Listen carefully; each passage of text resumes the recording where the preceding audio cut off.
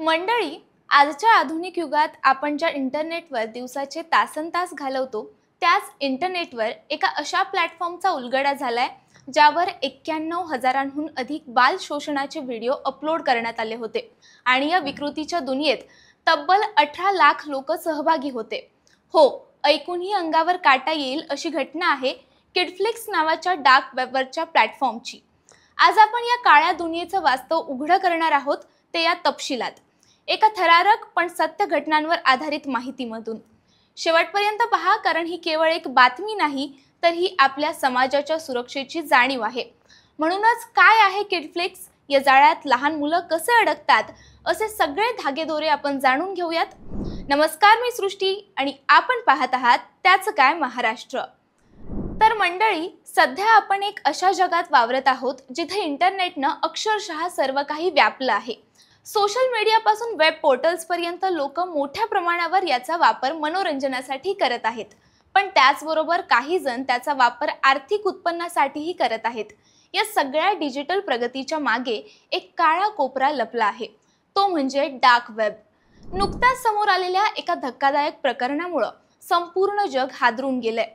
जगभरातील 35हून अधिक देशांमध्ये पसरलेल्या एका डार्क वेब प्लॅटफॉर्मवर तब्बल 91,000 बाल लैंगिक शोषणाचे व्हिडिओ सापडले आहेत।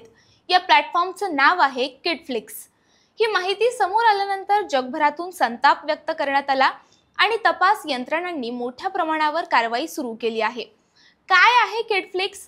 तर किडफ्लिक्स हा एक डार्क वेबवरचा स्ट्रीमिंग प्लॅटफॉर्म होता जो जगभरातील 35 पेक्षा अधिक देशांमध्ये कार्यरत होता। या प्लॅटफॉर्मवर लहान मुलांवरील अत्यंत क्रूर लैंगिक अत्याचाराचे हजारो व्हिडिओ सहज उपलब्ध होते। जगभरातून जवळपास 1.8 दशलक्ष म्हणजेच 18 लाख वापरकर्त्यांनी या प्लॅटफॉर्मवर नोंदणी केली होती। या प्लॅटफॉर्मवर 91,000 व्हिडिओ होते आणि त्यामध्ये एकत्रितपणे 6,288 तासांचा कंटेंट होता, जो मोठ्या प्रमाणावर शेअर केला जात होता। 2021 मध्ये एका सायबर गुन्हेगारानं या प्लॅटफॉर्मद्वारे मोठा आर्थिक नफा कमावल्याची माहिती देखील युरोपोलनं दिली आहे। विशेष म्हणजे या कंटेंटमधून करोडो रुपये उकळले गेले आहेत, कारण हे माध्यम लालूच लावण्यापुरतं फ्री ऑफ कॉस्ट असलं तरी एका वेळेनंतर किडफ्लिक्सवर कंटेंट पाहण्यासाठी आणि डाउनलोड करण्यासाठी वापरकर्त्यांना क्रिप्टोकरन्सीद्वारे पैसे भरावे लागायचे। पेमेंट केल्यानंतर त्यांना एक टोकन दिलं जात होतं, ज्याद्वारे ते व्हिडिओ पाहू शकत होते। इतकंच नाही तर वापरकर्ते स्वतः असे व्हिडिओ अपलोड करून त्याला शीर्षक आणि वर्णन देऊनही टोकन मिळवू शकत होते। म्हणजेच केवळ कंटेंट पाहण्यासाठीच नाही, तर अशा व्हिडिओंचा प्रसार करण्यासाठी ही यंत्रणा तयार करण्यात आली होती। दर तासाला सरासरी 3 नवीन व्हिडिओ या प्लॅटफॉर्मवर अपलोड केले जात होते। यावरून या नेटवर्कचं भयानक स्वरूप समजून येतं। अखेर 11 मार्च 2025 रोजी युरोपोलच्या सहकार्यानं जर्मनीतील तपास यंत्रणांनी मोठी कारवाई करत या प्लॅटफॉर्मचे सर्व्हर बंद केले। या कारवाईचं कोडनेम होतं ऑपरेशन स्ट्रीम। हे ऑपरेशन केवळ एका देशापुरतं मर्यादित नव्हतं, तर यामध्ये 36 देश सहभागी झाले होते। यामध्ये ब्रिटनसह अनेक युरोपियन देशांचा समावेश होता। फेब्रुवारी ते मार्च दरम्यान तब्बल 31 देशांमध्ये एकाच वेळी छापे टाकण्यात आले। युरोपोलचे वरिष्ठ अधिकारी गुइडो लिमर यांनी या कारवाईला इतिहासातील सर्वात मोठी बाल लैंगिक अत्याचार विरोधी मोहीम म्हणून घोषित केलं आहे। या कारवाईत आतापर्यंत 79 व्यक्तींना अटक करण्यात आली आहे आणि 1400हून अधिक संशयितांची ओळख पटवण्यात आली आहे। यामध्ये केवळ वापरकर्तेच नाही, तर प्लॅटफॉर्मवर व्हिडिओ अपलोड करणारे, त्यांचा गैरवापर करणारे आणि बालकांवर थेट अत्याचार करणारे लोकही सामील आहेत।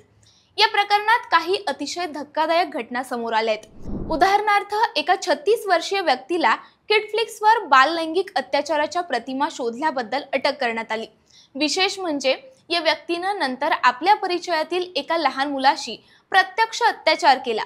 पोलिसांनी त्या मुलाला तत्काळ बाल संरक्षण यंत्रणांकडे सुपूर्द केलं। दुसऱ्या एका प्रकरणात अमेरिकेतील एक नागरिक सातत्यानं या प्लॅटफॉर्मवर सक्रिय होता, त्यालाही अटक करण्यात आली आहे। तपास अधिकाऱ्यांच्या मते या प्रकरणातील बहुतेक संशयितांचं वय 20 ते 40 वर्षांच्या दरम्यान आहे आणि यातील बरेच जण अनेक वर्षांपासून या गुन्हेगारी नेटवर्कचा भाग होते।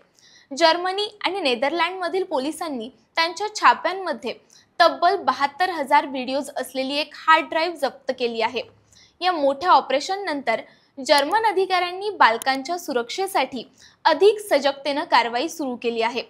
त्यांनी या प्रकरणाच्या अनुषंगानं 96 नवीन प्रकरणाची चौकशी सुरू केली असून त्यातल्या 12 प्रकरणांमध्ये मुलांचं सुरू असलेलं शोषण थांबवण्यात त्यांना यश मिळालंय. या व्यतिरिक्त तपासादरम्यान 39 मुलांना संरक्षण प्रदान करण्यात आलं आहे. हे केवळ तात्पुरतं यश नसून एक दीर्घकालीन संघर्षाची सुरुवात आहे. या सगळ्या प्रकरणामधून एक गोष्ट स्पष्ट होते, ती म्हणजे इंटरनेटमधील काळं जग अजूनही आपल्याला पूर्णपणे समजलेलं नाहीये. जिथं निरागस बालकांचं अशा पद्धतीनं शोषण केलं जातं तिथं आपली जबाबदारी केवळ पाहण्यापुरती मर्यादित नसून सतर्क राहण्याची, माहिती शेअर करण्याची आणि जागरूकता निर्माण करण्याची आहे.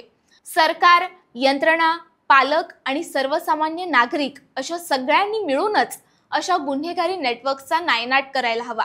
कारण या प्रकरणात गुन्हेगारांना अटक झाली, पण प्रश्न असा आहे की उद्या नवीन किडफ्लिक्स तयार होणार नाही याची खात्री कोण देणार? आपल्या मुलांचं, आपल्या समाजाचं संरक्षण करणं ही आपली सर्वांची जबाबदारी आहे. जर ही माहिती महत्त्वाची वाटली तर नक्की शेअर करा.